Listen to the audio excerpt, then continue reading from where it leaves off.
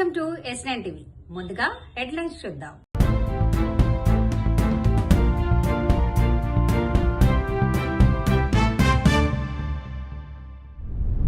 తల్లిదండ్రులను పట్టించుకోని వారి కోసమే ఈ చట్టం.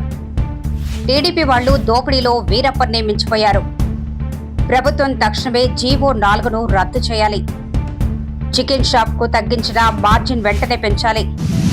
ఇవాళ డిగ్రీ కాలేజ్ లెక్చరర్లకు 15 సంవత్సరాలైంది. తెలంగాణ రాష్ట్రం రాకముందు 2011లో నోటిఫికేషన్ ఇస్తే ఇప్పటి వరకు డిగ్రీ కాలేజ్ లెక్చరర్కి ఇవ్వలే notification. First time after 15 years వస్తుంది. సరే 15 ఏళ్ల తర్వాత నోటిఫికేషన్ వస్తుంది కదా అనుకుంటే దానికి ఒక కొత్త జీవో నెంబర్ 4 అని తెచ్చారు. మామూలుగా నెట్ సెట్ జరుగుతుంటుంది. National eligibility test every year కేంద్ర ప్రభుత్వం పెడతానే ఉంటుంది.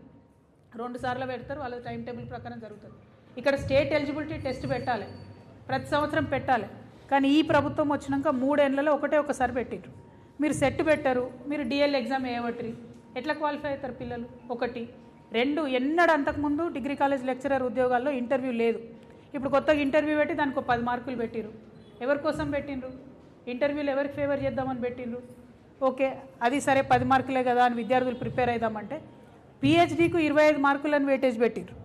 ఎందుకోసం 25 మార్కులు పెట్టిండ్రు పిహెచ్డీకి అని అంటే ఆన్సర్ లేదు. పోనీ పిహెచ్డీలు మీరు అడ్మిషన్లు బాగా బీభత్సంగా ఇస్తున్నారా అంటే అది కూడా లేదు. ఎక్కడ అడ్మిషనే లేదు, మీరు పిహెచ్డీ ఎట్లా పెడతారు ఎలిజిబిలిటీ? దానికి కూడా 25 మార్క్స్ పెట్టారు. అంటే ఇది కేవలం ఎట్లయితే గ్రూప్ 1లో కొంతమందిని సెలెక్ట్ చేసుకోవడానికి కొన్ని సెంటర్లు వేసిర్రో డిగ్రీ కాలేజ్లో కూడా మీకు నచ్చిన వాళ్ళను, మీ నాయకుల పిల్లలను, కాంగ్రెస్ కార్యకర్తలను నింపుకోవడానికి మాత్రమే ఈ కొత్త జీవో ఇవ్వడం జరిగింది. ఇందులో ఎటువంటి అనుమానం లేదు. ఈ జీవో 4ని తక్షణమే రద్దు చేయాలి. దాదాపుగా 40,000 మంది విద్యార్థులు దీని మీదనే ఆధారపడి ఎన్నో రోజుల నుంచి ప్రిపేర్ అవుతున్నారు. ఖచ్చితంగా రద్దు చేయాలి. నాకు తెలిసి ఒక ప్రజాప్రతినిధి చాలా పైకి వచ్చిండు. వాళ్ళ తండ్రికి క్యాన్సర్ వస్తే అతను మంత్రిగా ఉండే ఆ తండ్రిని కనీసం బజార్కి వెళ్ళి ఏమైనా పండ్లు కొనుక్కోవాలంటే కూడా తీసుకుపోయే పరిస్థితి లేదు. అతను పాపం నడుచుకుంటూ పోయి ఆయనకు కావాల్సిన ఫ్రూట్స్ ఇంట్లో భోజనం పెట్టక భార్య భయానికి తండ్రి యోగక్షేమాలు కూడా కనుక్కునే పరిస్థితి కొడుకు లేకపోతే పాపం అతనే నడుచుకుంటూ పోయి ఆ పండ్లు పొలాలు తెచ్చుకొని ఆయన జీవితం ఆయన గడిపాను. నాకు తెలుసు. ఒకసారి అతను నడుచుకుంటూ రోడ్డు పక్కన నడుచుకుంటూ వెళ్తే నేను అటు నుంచి వెళ్తున్నా ఆగిన. ఏం సంగతి, ఎందుకు మీరేమో నడుచుకుంటూ పోతుండ్రు ఏంది? కొడుకు మంత్రి కదా, ఎవరో ఒకరు తీసుకెళ్ళి ఏమైనా కొనుక్కొస్తారు కదా అని. ఎందుకు లేని ఆయనని ఇబ్బంది పెట్టుడు, నాకు ఏదో నా పని నేను చేసుకుంటాను. ఈ మధ్య కాలంలో ఆ తండ్రి చనిపోయినప్పుడు మన వాళ్ళందరూ కూడా పోయి పరామర్శించి వచ్చిన మాజీ మంత్రిని.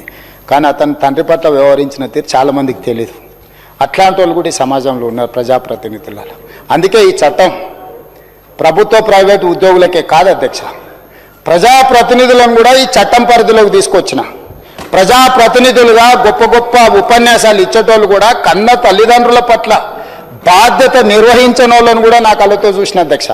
అందుకే ఈరోజు ఈ చట్టం ప్రజాప్రతినిధులతో పాటు ప్రభుత్వ ఉద్యోగులతో పాటు ప్రైవేటు ఉద్యోగులతో పాటు ఎవరెవరికైతే తల్లిదండ్రుల పిల్లలు ఉన్నారో, పిల్లలు స్వార్థంతో కూడుకున్న ఆలోచనతోని తల్లిదండ్రులను నిర్లక్ష్యం చేసినరో ఆ పిల్లలకు గుణపాఠం చెప్పడానికే ఈ చట్టం తెచ్చినాం అధ్యక్ష. నా పేరు అవతార్ సురేష్, షేర్లింగంపల్లి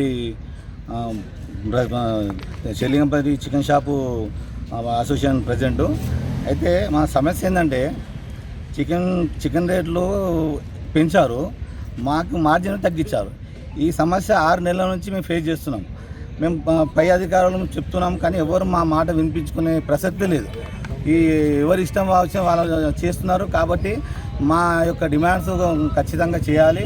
ఇంకొకటి, మేము 6 నెలల నుంచి కూడా జేబు నుంచి ఖర్చు పెట్టి వర్కర్లకు రెంట్ కట్టడం కానీ ఇవన్నీ జరుగుతుంది. మేము వ్యాపారం నష్టం జరుగుతుంది. కాబట్టి ప్రతి ఒక్కరూ దీన్ని గమనించి మాకు ప్రభుత్వ పరంగా కూడా మాకు సాయం కావాలి. మా బీద చాలా చిన్న వ్యాపారం ఉన్న మా దగ్గర వాళ్ళకు కూడా ప్రభుత్వ పరంగా ఏదైనా ఆదుకోవాలి. బ్యాంక్ వెళ్తే లోన్ అడగడానికి వెళ్తే ఏం పని చేస్తారంటే చికెన్ షాప్ అంటే అసలు ముఖం కూడా చూడాడు. అలాంటి పరిస్థితి ఉంది. కాబట్టి మాపై దయించి మీ ప్రభుత్వ పరంగా కూడా కానీ మళ్ళీ పౌల్ట్రీ సంఘాలు కూడా మాపై దయించి ఈ రేట్ అనేది పెంచాలి. మా మా కుటుంబాన్ని ఆదుకోవాలని పేపర్ మార్జిన్ ఖచ్చితంగా పెంచాలి. పెంచే వరకు మేము మాత్రం ఈ ధర్నా ఇంకా కొనసాగుతూ ఉంటుంది. ఎంత దూరమైనా వెళ్ళడానికి మేము సిద్ధంగా ఉన్నాం. ఉదాహరణకు నేను చెప్తా ఉన్నాను. ఉదాహరణకు చంద్రబాబు కట్టాలనుకుంటున్న 5 టవర్లు, వాటి టెండర్ల పరిస్థితి ఒక్కసారి గమనించమని కోరుతా ఉన్నా. వీళ్ళు చేసే దోపిడీ నిజంగా వీరప్పన్ కూడా సరిపోడు. ఆ లెవెల్ దోపిడీ. సెక్రటేరియట్లో టవర్ 1, టవర్ 2,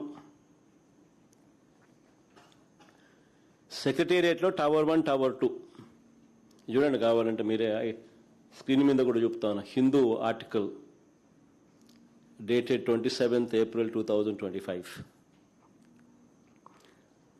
హిందూలో పబ్లిష్ చేసిన ఆర్టికల్. సెక్రటేరియట్లో tower 1, tower 2, basement plus ground floor plus 39 floors. దీనికి 2018లో ఖరారైన కాంట్రాక్ట్ వాల్యూ అప్పట్లో 2018లో అప్పట్లో ఖరారైన కాంట్రాక్ట్ వాల్యూ 932 కోట్లు. ఇప్పుడు అదే పని విలువ ఎంతో తెలుసా? 1423 కోట్లకు పెంచేశారు.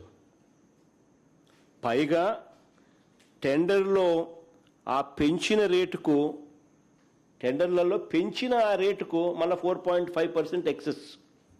కరెక్ట్గా చూసుకోండి, 4.5, 5% దాటదు. మళ్ళా కరెక్ట్గా 4.5% కరెక్ట్గా ఎక్సెస్. మళ్ళీ కాంట్రాక్టర్కు నజరానా రూపేణా జిఎస్టీ, సీనరేజు, ఎన్ఏసి ట్యాక్సుల మినహాయింపుల ద్వారా మరో 257 కోట్ల రూపాయలు లబ్ధి.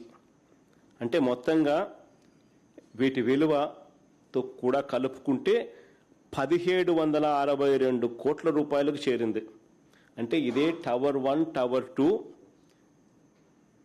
Basement plus ground floor plus 39 ఫ్లోర్స్కు 2018లో ఖరారైన కాంట్రాక్ట్ విలువ 932 కోట్లు అయితే ఇప్పుడు అది ఏకంగా 830 కోట్ల రూపాయలు పెరిగి మొత్తం ఖర్చు 1762 కోట్లకు ఎగబాకింది. ఆశ్చర్యం ఏమిటో తెలుసా? అప్పుడు కాంట్రాక్టర్ షాపూర్జీ పోలాంజీ, ఇప్పుడు కాంట్రాక్టర్ షాపూర్జీ పోలాంజీని. ఇంతటితో వార్తలు సమాప్తం. మరిన్ని అప్డేట్స్ కోసం చూస్తూనే ఉండండి S9 TV న్యూస్.